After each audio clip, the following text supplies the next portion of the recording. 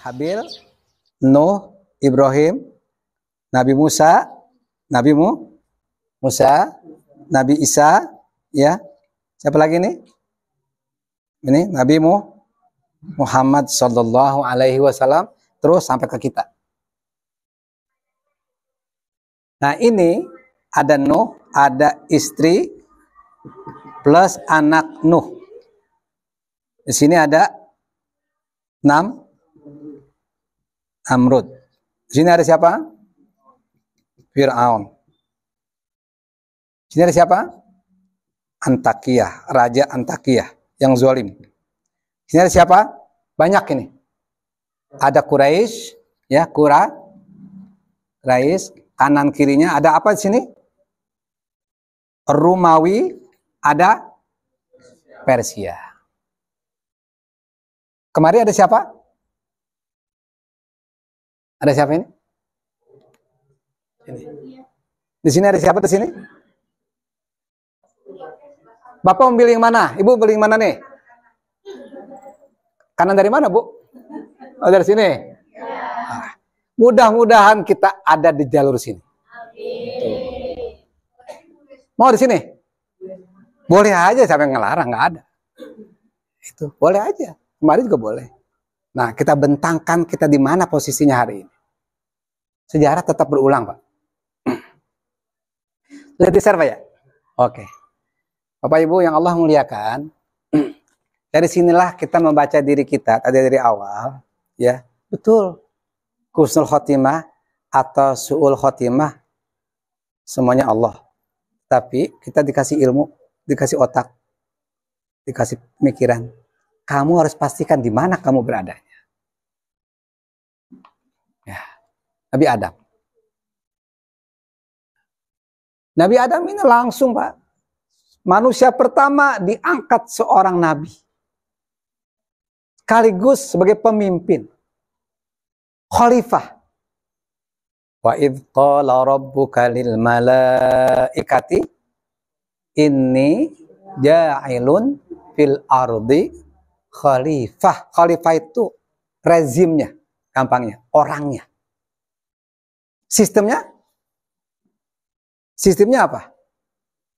Khalafa yakhlufu khalfan khilafah. Apa? Khilafah.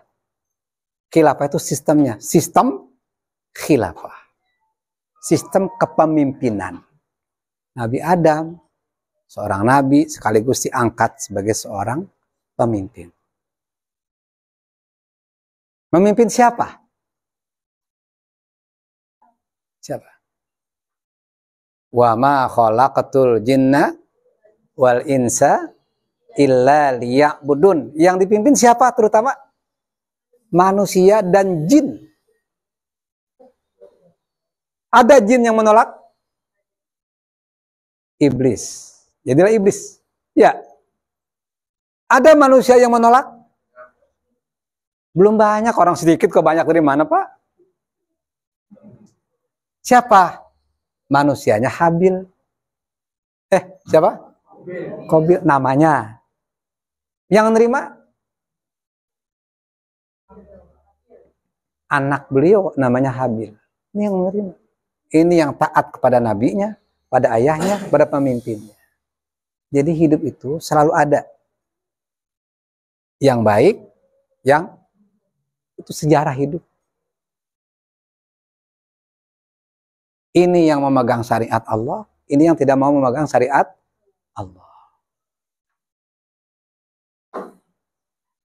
Sengaja saya kasih share tadi, bisa Bapak baca nanti. Ada ayat Qur'annya apa ya? Terus, Nabi Adam punya keturunan, berikutnya Nabi Nuh. Nabi Nuh, pertanyaan Ibu barangkali Bapak, Pak Ustadz, mengapa Allah ciptakan manusia, langsung manusia tersebut sebagai Nabi? Mengapa? Bukan orang biasa. Mengapa, Pak? Mengapa? Allah itu disebutnya Rabb. Apa? Rabb.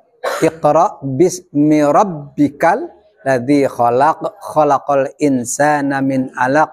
Iqra wa rabb lagi. Wa rabbukal akram. Alladzi 'allama bil qalam, 'allamal insana ma lam ya'lam. Allah pada wahyu yang pertama enggak menyebutkan kata Allah, enggak. Rabb saja. Rabb itu siapa? Rabb itu kesimpulannya pencipta sekaligus pengatur. Pencipta dan jadi Allah enggak hanya sekedar menciptakan makhluk, tapi juga Allah mengatur makhluk. Semua makhluk diatur, tidak hanya manusia.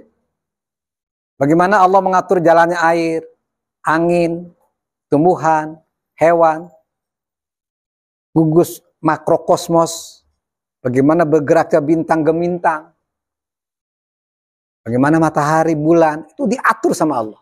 Wasyamsu tajri li mustaqarril laha, dzalika taqdirul azizil alim. Lebih-lebih manusia yang dikasih akal, pasti diatur sama Allah. Karena itu begitu ada manusia, maka manusia dititipkan manusia pertama untuk mengatur manusia lainnya. Siapa? Adam alaihi salam.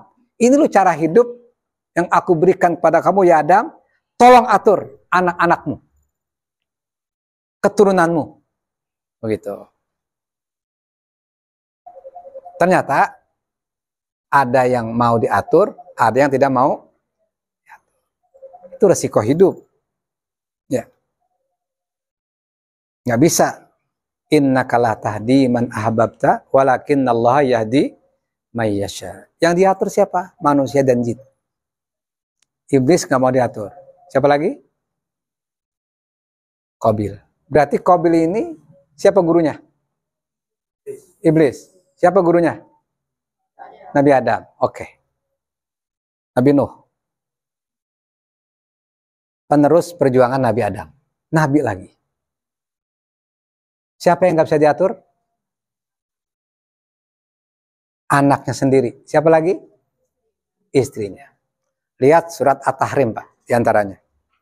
Daraballahu matalal lilladzina kafarum mara'ata Nuhin wa mara'ata Lut kanata tahta abdaini min ibadina. Allah membuat perumpamaan orang-orang kafir. Siapa dia? Istri Nuh dan istri Nabi Lut. Mereka berdua di bawah pemimpinnya orang-orang soleh, Nuh dan Lut.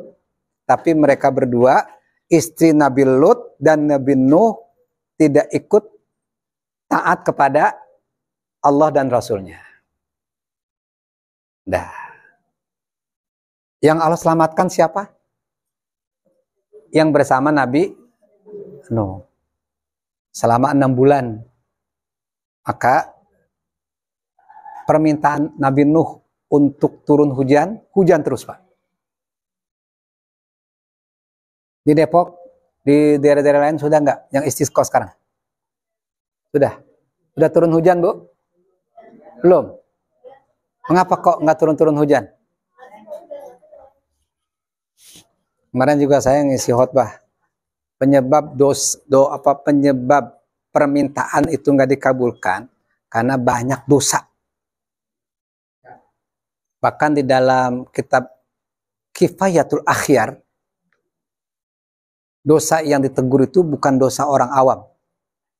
Dosanya orang yang ngerti agama. Falyahzar kullal hadari. Berhati-hatilah kamu dengan super hati-hati. Mengapa? Ayyastaghfiru bilisanih. Dia beristighfar dengan mulutnya. Wa qalbuhu musirun ala zulmi wal juri wa ghasir ru'iyati. Sementara hati dan perbuatannya zolim dan berpihak kepada orang zolim dan menipu rakyat. Wa kana istighfaruhu istihza. Adalah istighfarnya itu merupakan ejekan. Li'annahu istighfaru ka istighfaru Yahud. Sebab istighfarnya atau zikirnya itu seperti istighfarnya orang Yahudi. Wa kana istighfaruhu danbun. Dan adalah istighfarnya menambah dosa. Jadi semakin banyak istighfar, tambah dosa. Apalagi dia ngajak istighfar, ngajak istighosah, ngajak zikir rame-rame, jamaahnya jutaan lagi. Semakin dia beristighfar, bertambah dosa. Jadi mendingan jangan istighfar ya. Mengapa dia? Sebab istighfar dia itu sebagai alat mendukung kezaliman. Insyaallah. Ada yang begitu? Ada yang istighfarnya begitu? Ada? Ada. Istighfar Yahudi. Siapa contohnya? Bal'am bin Ba'uro. Itu ahli Taurat. Ahli Taurat, paham Taurat. Tapi Bal'am bin Ba'uro paham ilmu Taurat, tapi menjadi ulamanya Fir'aun. Nah, kalau dia yang mimpin sholat istisqa, pasti nggak akan dijabah oleh Allah. Ini jangan-jangan yang khutbahnya jangan-jangan lagi ya. Ya janganlah, begitu ya. Nah, Nabi Nuh dijabah doanya sampai dengan yursilis samaa 'alaikum midrara wa yumdidkum bi amwali wa banin wa yaj'al lakum jannati wa yaj'al lakum anhara. Terus sampai akhirnya malah hujan banyak. Nggak kering-kering, banjir. Ya. Nabi Nuh membawa orang-orang yang setia dalam perahunya, Allah selamatkan sampai 6 bulan. Selamatlah. Sementara yang tidak ikut Nabi Nuh, sejarah. Jadi kalau kau pengen selamat ya di sini. Ala inna hizballahi humul muflihun. Ini ada ayat ini. Sesungguhnya Hizbullah itulah yang beruntung. Ala inna hizbus syaitan humul khasirun. Hizib syaitan itu adalah orang-orang yang rugi. Nuh selesai. Kemenangan Allah sukseskan kepada Nabi Nuh dan pengikutnya. Nabi Ibrahim berhadapan dengan siapa? Namrud. Yang kaya yang mana yang kaya?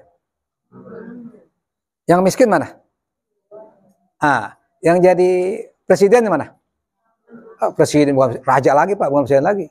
Ini orang biasa. Tapi yang Allah menangkan siapa? Mengapa Nabi Ibrahim menang? Ya narukuni bardan wa salaman. Wahai api, kata Allah, jadikanlah engkau merasa dingin untuk Ibrahim. Dan Ibrahim menjadi selamat. Kalah Namrud? Cara Allah. Tapi sebelumnya Ibrahim bekerja kuat. Nabi Musa. Mana yang punya kekuasaan? Yang punya tentara? Yang punya polisi? Yang punya DPR? Yang punya jaksa? Yang punya hakim? Kata siapa? Fir'aun nggak punya. Kecuali harus ada oligarki. Iya loh. Ini pak sejarah loh Pak. Fir'aun itu nggak punya apa-apa. Cuman dia dikendalikan oleh oligarki. Dia harus memuaskan kemauan oligarki. Ini Fir'aun. Tertekan nih Fir'aun sebenarnya. Makanya Fir'aun demi investasi. Kata siapa? Kata Fir'aun padahal demi invasi. Invasi siapa?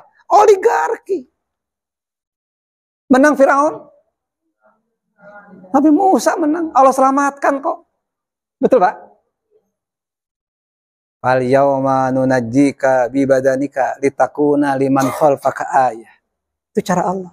Tapi sebelum dimenangkan, Nabi Musa itu dituduh dulu al-fasad, kata Fir'aun.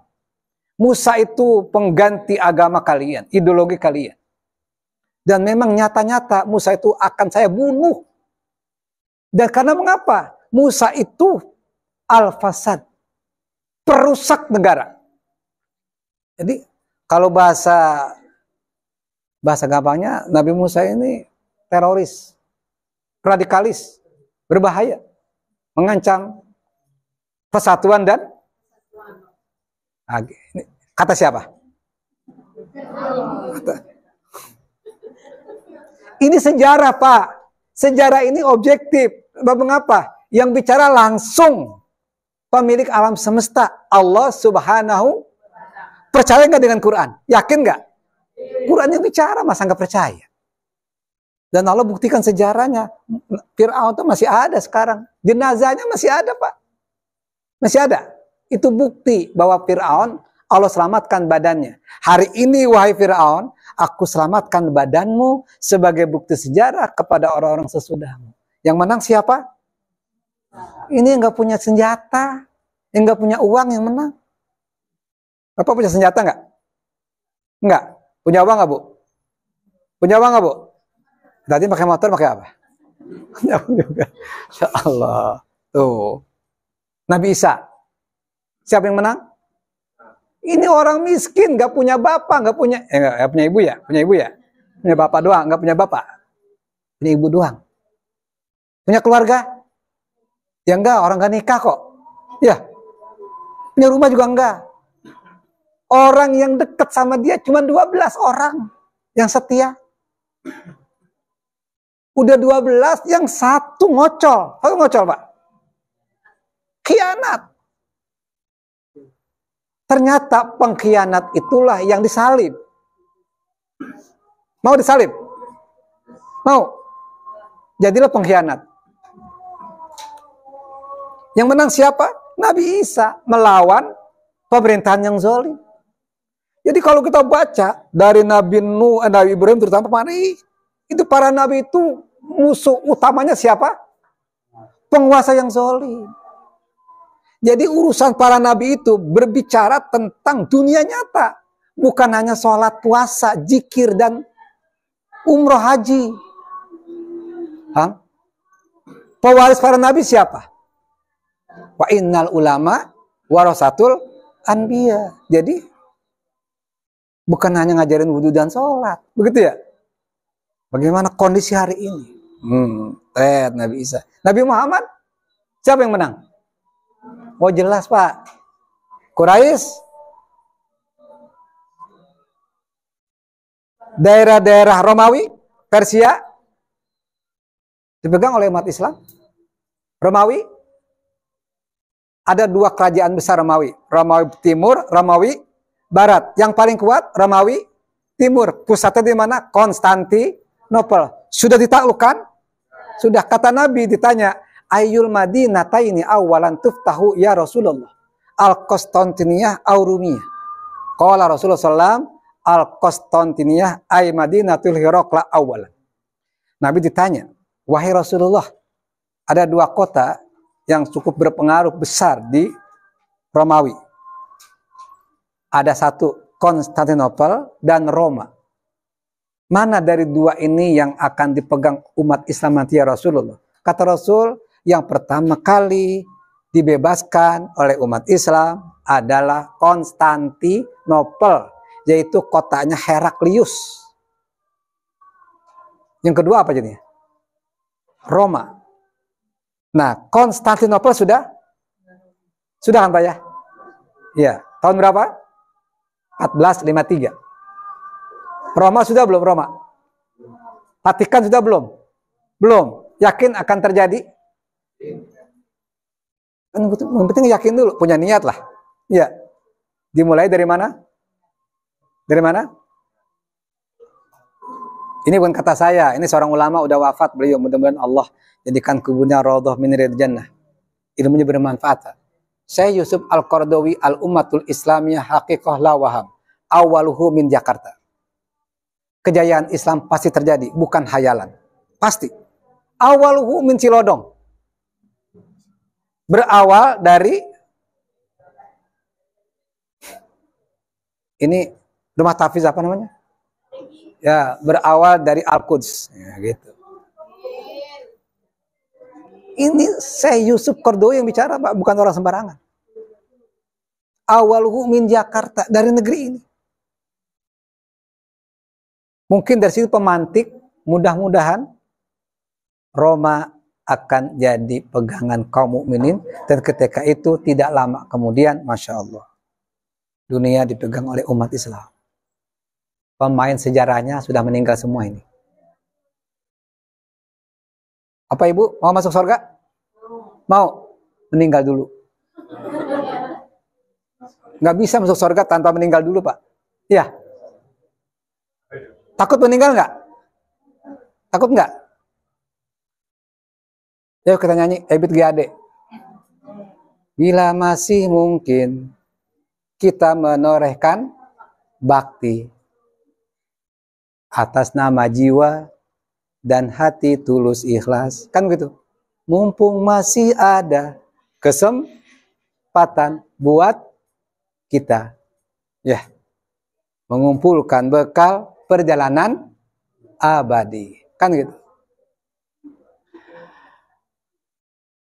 Yang terpenting kita sekarang mari bersujud. Dekatkan diri kepada Allah dari semua aspek kehidupan. Orang beriman itu punya sifat dua. Satu, ketika syariat-syariat Allah tegak, maka dia berusaha mempertahankan syariat itu tetap ada. Ketika syariat itu dihilangkan, orang beriman punya sifat ingin memperjuangkan syariat itu, ingin tegak kembali. Udkhulu fisilmi kafah. Itu sifat orang beriman. Tapi kalau dia ngaku beriman, nggak ada niat untuk menegakkan syariat Allah, maka dipertanyakan keimanan kita. Alhamdulillah udah zuhur waktunya. Kita istirahat dulu sampai di sini. Mudah-mudahan perjalanan kita menjadi kuntum khaira ummatin, yaitu surat apa tadi? Ali Imran ayat 110. Mudah-mudahan Allah jadikan kita semua menjadi khaira ummah, sebaik-baik umat yang menuju perjalanan dari Habil, Nuh, Ibrahim, Musa, Isa, Muhammad sampai dengan insyaallah. Dan ini kan innal batila kana zahuqa. Gitu Pak ya. Ini hak, ini batil. Ketika hak datang, batil akan hilang. Innal batila kana zahuqa. Karena yang batil itu pasti hancur, hilang, dan nanti akan muncul yang terang. Hari ini mungkin, bukan mungkin lagi, saya merasakan ibaratnya gelap, lalu ada satu bintang, satu. Bersyukurlah jadi bintang. Pasti orang akan menuju bintang. Dunia hari ini sedang kangen kapan Islam memimpin peradaban dunia kembali. Diam-diam ini dunia, masyarakat dunia sedang merindukan datangnya Islam memimpin peradaban dunia lagi. Sebab perjalanan sejarah ternyata sistem demokrasi kapitalisme sekuler gagal mensejahterakan manusia, gagal membuat keadilan. Manusia sudah membaca itu. Dan mereka merindukan datangnya Islam memegang peradaban dunia. Ini jadwal Allah sudah buat. Semoga lagi-lagi Allah jadikan saya, kita semua sebagai pemain-pemain utama untuk tegaknya hukum-hukum syariat di dalam pribadi kita, keluarga kita, masyarakat, sampai level yang lebih besar lagi. Tentu dari kecil dulu Pak. Hadanallahu wa iyyakum ajma'in. Assalamualaikum warahmatullahi wabarakatuh.